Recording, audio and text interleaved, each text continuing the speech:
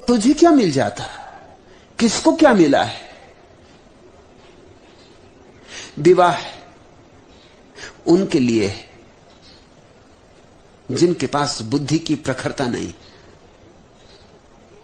जैसे जिस छुरी में धार ना हो उसको पत्थर पर घिसना पड़ता धार देने के लिए, जिस बुद्धि में धार नहीं होती उसको विवाह के पत्थर पर घिस के धार देना पड़ता। मगर कई तो ऐसे बुद्धू हैं कि विवाहों में घिस घिस के भी उन पर धार नहीं आती,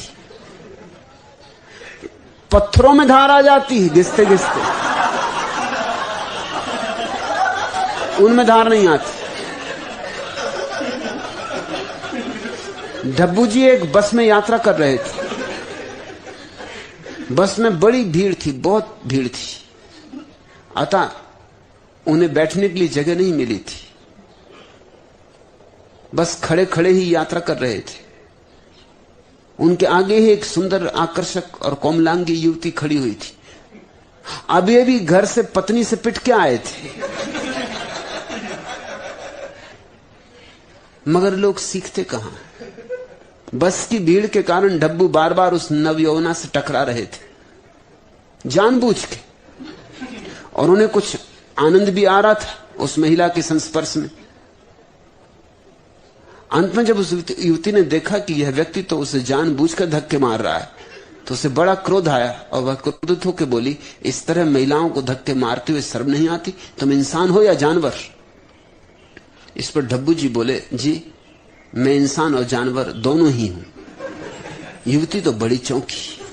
उसने आश्चर्य भरे स्वर में पूछा, इंसान हो यह तो समझ में आता, मगर जानवर कैसे?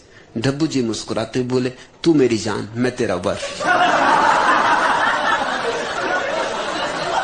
अभी घर से पिट के आ रहे हैं।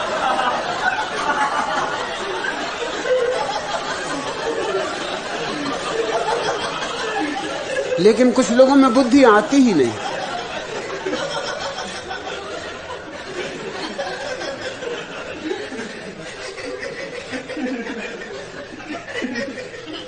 अच्छा हुआ ही ना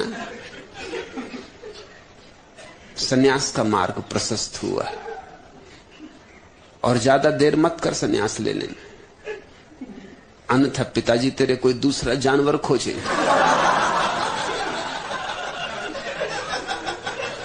एक जानवर भाग गया, पिताजी इतने से तेरे हताश नहीं हो जाएंगे, वो कोई दूसरा खोजेंगे। तू तो समझ की झंझट मिटी, हो गया विवाह और हो गई बात खत्म। विवाह ही करना हो तो परमात्मा से करो, जुड़ना ही है तो उससे जुड़ो, फेरे ही लेने हैं तो उसके साथ, गांठ ही बांधनी है तो उससे। यहां पागलों से गांठ बांध के भी क्या होगा?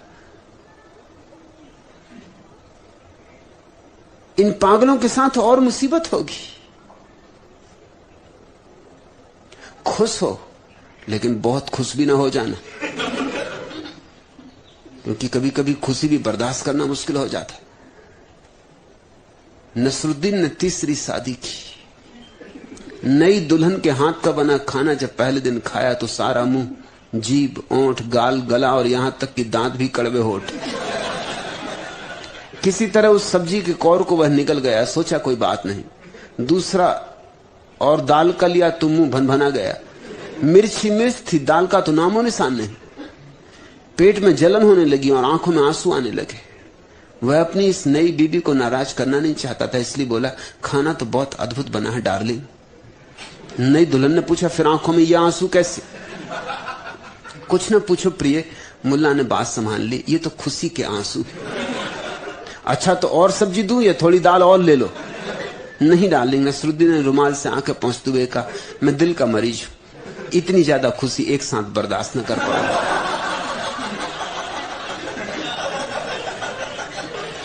अच्छा हुआ ही ना, लोग आएंगे संवेदना प्रकट करने, हंसना, और तू उनसे संवेदना प्रकट करना कि दुखी हो तुम कि तुम्हारा जानवर न भागा।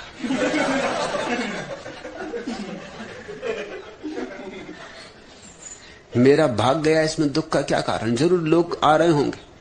लोग बड़े अजीब हैं, ऐसे मौके नहीं छोड़ते। लोग आएंगे, संवेदना प्रकट करेंगे कि बेटी घबरा मत, दूसरा वर खोजेंगे, इससे भी अच्छा जानवर खोजेंगे। ये तो कुछ भी न था।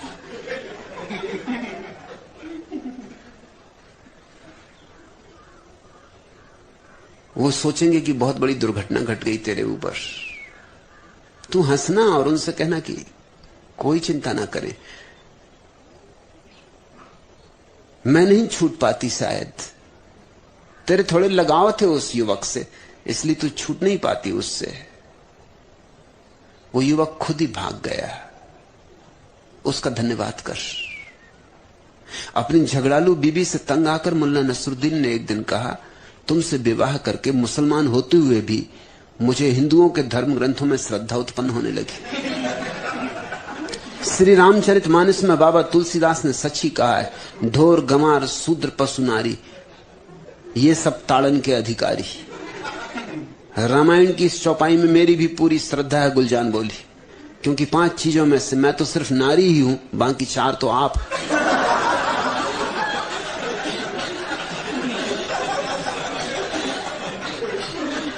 हिना हंस और आनंदित हो, जान बची और लाखों पाए, लौट के बुद्धू घर को आए। वो ताजमहल और ताजमहल होटल की रंगीनियां और बाराती और मेहमान और फुलझड़ियां और फटाके, उन सब में तू भटक जाती। इतना हमें विवाह के लिए आयोजन क्यों करना पड़ता है? इतना शोर शराबा क्यों मचाना पड़ता है? वो जो विवाह की बेहूदगी है उसको छिपाने के लिए। वो जो विवाह ला रहा है कष्टों का एक लंबा सिलसिला, उसको भुलाने के लिए।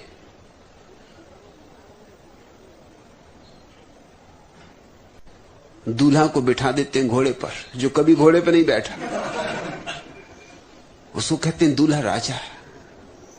पहना देते मोर मुकुट, कपड़े पहना देते हैं सम्राटों जैसे, फूल मालाओं से लाद देते।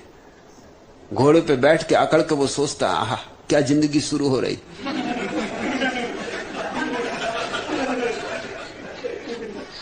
अरे घोड़े से पूछ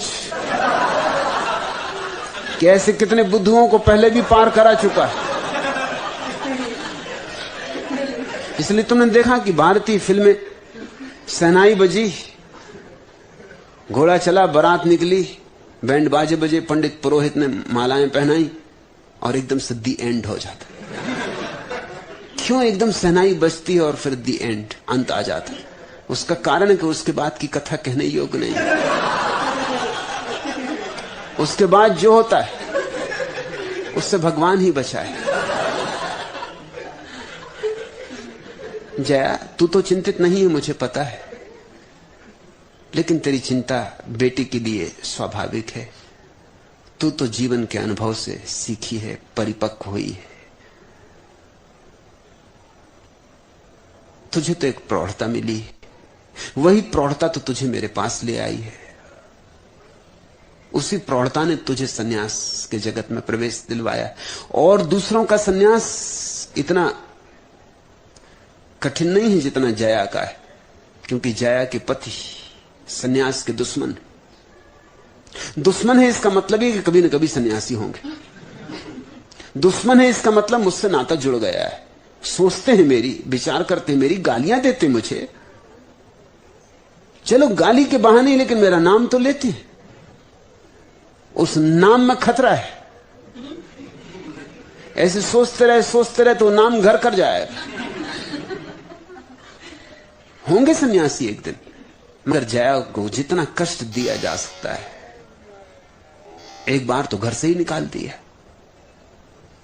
तो कोई महीने 15 दिन जया आके आश्रम में रही, बिना कुछ लिए दिए घर से बाहर फेंक दिया कि अगर सन्यासी रहना तो इस घर में नहीं रह सकती।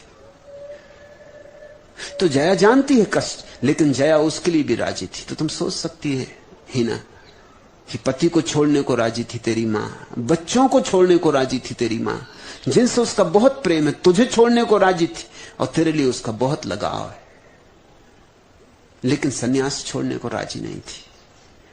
तो जो जिंदगी ने नहीं दिया है वो सन्यास ने दिया होगा। अच्छा हुआ तू सन्यासी बन। और जब जया को तेरे पिता नहीं हरा पाए तो तुझे क्या हराएंगे? थोड़े परेशान होंगे, शायद ना भी हो। शायद तेरा सन्यास उनके जीवन में भी रूपांतरण का कारण बन जाए। निमित्त क्या बन जाए कुछ कहा नहीं जा सकता। कौन सी छोटी सी बात निमित्त बन जाएगी। एक तिनका कहते हैं ऊंट को बिठा देता। मनोबोझ था और ऊंट नहीं बैठा, और एक तिनका और ऊंट बैठ गया। बस उतने ही तिनके की कमी थी। हो सकता है तेरा सन्यास उनके जीवन में भी एक नया द्वार खोल दे। इसलिए भयभीत ना हो। और ध्यान रखना कि मेरा सन्यास प्रेम के विरोध में नहीं है। मेरा सन्यास जीवन के विरोध में नहीं है। सन्यास के बाद भी तेरे जीवन में अभी प्रेम उठे तो प्रेम को जीना कोई मनाही नहीं है।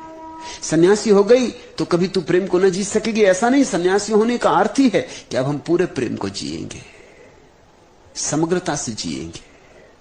लेकिन विवाह की भाषा में सोचो ही मत। अगर प्रेम की छाया की तरह विवाह घट जाए तो एक बात है, लेकिन यह आशा छोड़ दो कि विवाह के पीछे प्रेम चलेगा। विवाह के पीछे प्रेम नहीं चलता। विवाह से प्रेम का क्या संबंध है? प्रेम के पीछे विवाह चल सकता है, लेकिन इससे उल्टा नहीं होता। और हम इससे उल्टा ही करने में लगे। हम पहले विवाह करते हैं, हम सोचते हैं कि विवाह होगा फिर प्रेम होगा। बस हमने गाड़ी के पीछे बैल जोत दिए। अब न गाड़ी चलेगी न बैल चलेगी। बैल नहीं चल सकती गाड़ी की वजह से, क्योंकि गाड़ी आगे जुती। और गाड़ी कैसे चले? क्योंकि उसके आगे बैल नहीं। अब एक कलह शुरू हुई। बैल गाड़ी के आगे होने चाहिए तो गाड़ी चल सकती है। प्रेम सूत्र है। अगर उसके पीछे विवाह आ जाए तो ठीक, अनिवार्य भी नहीं है। प्रेम बिना विवाह के भी जिया जा सकता है। सच तो यह है, विवाह कुछ ना कुछ प्रेम में अड़चने डाल देता है, क्योंकि विवाह के साथ आती हैं अपेक्षाएं। विवाह के साथ आता है आग्रह। विवाह के साथ आता है एक दूसरे पर दावेदारी का रुख। विवाह के साथ आती है राजनीति कि कौन मालिक, कौन प्रमुख। पुरुष समझता है कि वो खास है, स्त्री में क्या रखा है? स्त्री तो नरक का द्वार है। और पुरुष समझता है वो बलशाली है, इसलिए स्त्री को दबाने की हर चेष्टा करता है, मालकियत जमाने की पूरी कोशिश करता है। उसी मालकियत जमाने में प्रेम मर जाता है। प्रेम तो फूल जैसी नाजुक चीज है, इस पे जोर से मुट्ठी बांधोगे मर जाएगा। और स्त्री भी पीछे नहीं है कुछ पुरुष से, वो उसकी अलग तरकीबें।